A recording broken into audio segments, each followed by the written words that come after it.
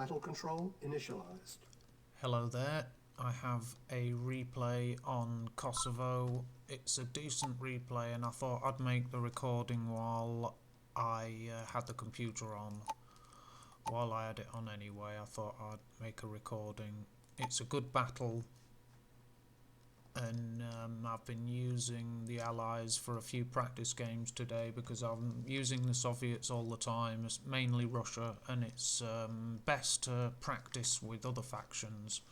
The Allies, I do think, are better than Soviets. I just think Allies are harder to use well, but Soviets are easy to use to their full potential because they're simple, and brute force and the Iron Curtain, you know, it's such a simple ability but powerful, and it's easy to use the Soviets well, whereas the Allies are a bit more difficult to use them to their full potential because you've got a lot of units like Tanya and spies, phase transports, etc. They can do more than the Soviets, but they are harder to use. It's not a lot harder, but to get their full potential, they're harder to use Allies than Soviets, I believe. But they are better, and that, you know, that's why they've made it that way. The Allies are better for it because they've got more options, specialist units, and it's more potential.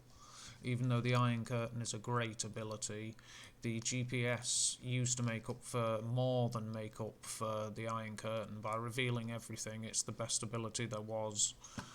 It's changed nowadays. The GPS has been slightly changed, but it's still such a great ability that it counters anything the Soviets have, and the Allies are better off apart from that. You know, Tanya's brilliant. Their air forces match. AA guns are great.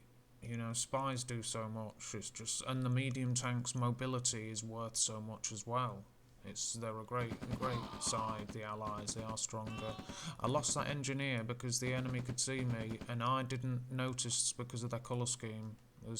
Maybe I wasn't paying close enough attention, but I lost that engineer to a single rifle because he could see me. It's the point I was mentioning yesterday.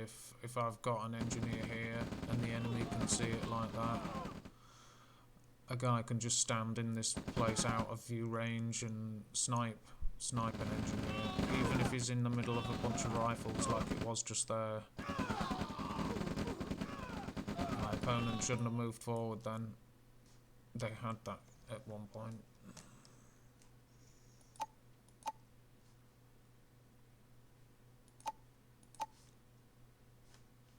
Standard build orders for me, by the look of it. My opponent's got two oil derricks, I've got one. And my engineer got sniped, so that's what's done that. He's got a scout vehicle out. I'm just building mine.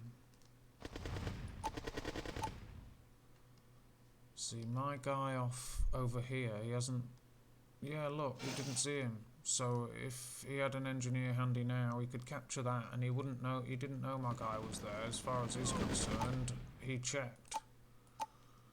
So as a good example of, it's worth leaving a guy there, just to catch enemy engineers if they recapture that oil or capture it from me. That rifleman can deal with it. You know, as an example there, he even looked, and he wasn't lazy. He looped around the oil derrick with his APC, so a ranger would have spotted that, and a ranger picked me off last time I was in that situation. I'm wrecking the oil derricks to take the opponent's advantage away. They killed my engineer early, which meant they were the ones just capturing. So I've got to take care of that advantage. So my main units, my starting unit group's out of position because of that. The enemy know it now. So look, yeah, that's it. They're grouping some units by the looks of it. They've got their first tank out. I've got a tank there. He's sending scouts forward.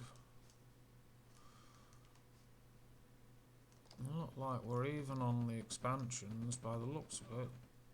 Oh, also looks like, yeah, I was distracted for a moment, I think. Let's check the army values.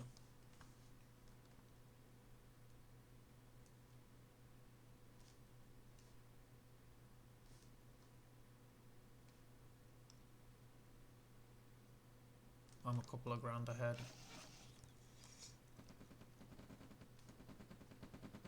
Scouts clashing over here.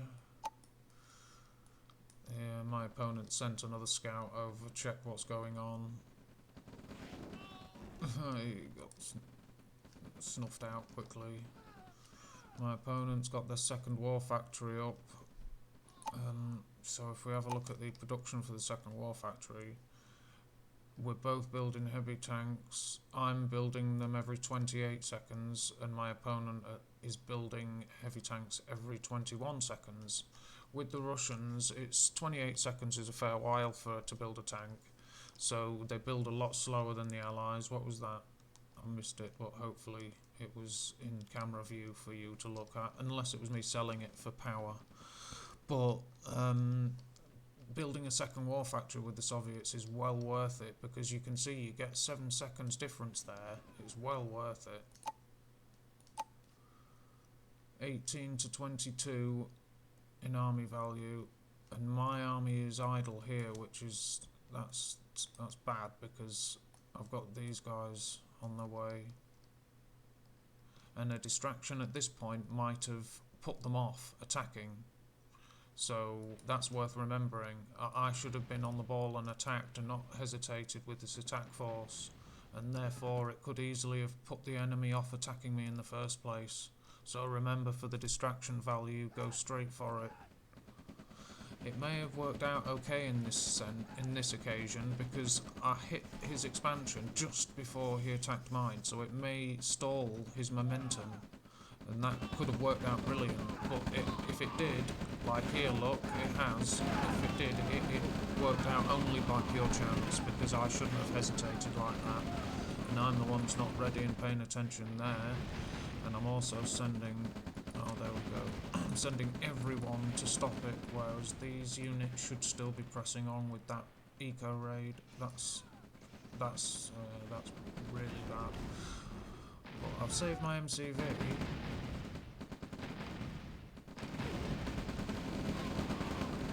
I've got this army.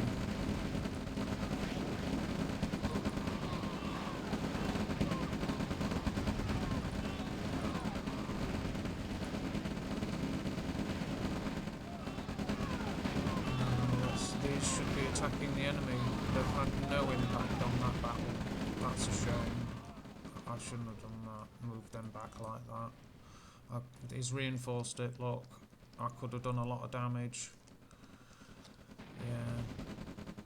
I overreacted, and they're still not defeated. So having those units there has just been wasted, having them there, not let alone made use of them and not used them somewhere else, if that makes some sense, hopefully. But yeah, that was a really bad example, there you go, of me moving an attack force back, when a good tactic that I recommend is counter-attacking when the enemy attack you. And I not only didn't, I actually cancelled an attack I already had it in progress. Stupid. More engagements. I haven't got my tanks in position very well.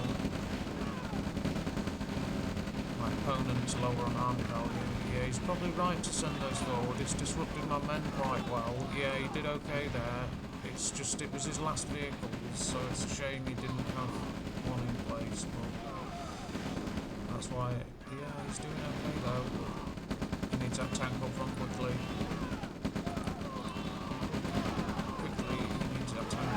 Losing his momentum. I'm the one sending my tanks forward now. That's better. Ooh. Bringing flamethrowers into action, getting a concave formation. My opponent's set up over here, but neither of us have got many units spare, although he's moved a tank on there, look. That's good.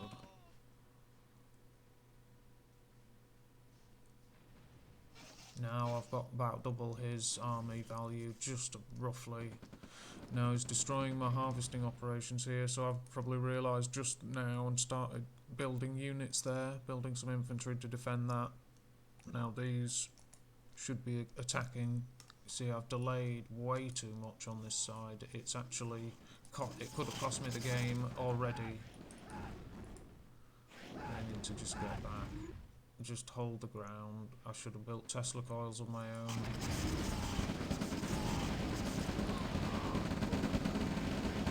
I've allowed his army to recover a lot. This is obviously a good opponent. Look at his formations and the way he's been attacking and stuff, and the way he's expanded. He's a good opponent. I shouldn't have given him these chances, and I shouldn't have let up. You see, he's using eco raids with single tanks and destroying my economy while I'm doing as much pressure as I can. Look, I'm winning, but he's still annihilating my economy. He's used all trucks.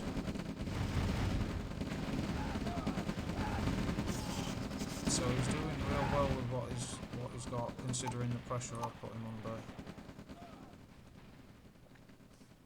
And he's working smart over there. I'm surprised he's not killed a lot more of mine than it says on the graph, actually.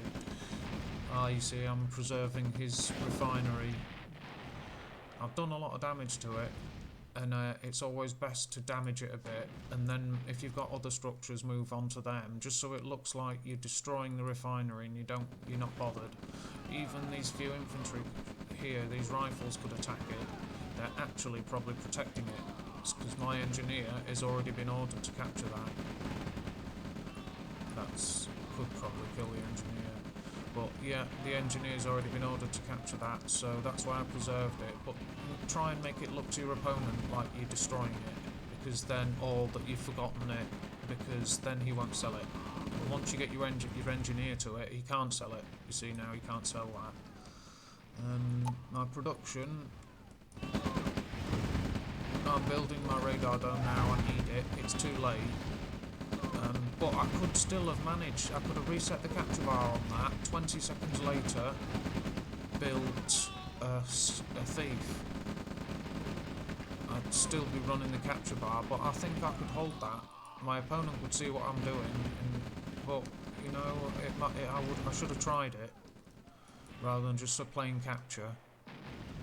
Should have tried to hold on. The radar dome's almost ready now, so I would be able to order a thief from there straight to here. Now I'd be doing it, and I'd still have the engineer there running the capture bar. But it was worth it what you did. I've taken this oil derrick back and taken one of his refineries, so it's playing a decent, making good use of my units.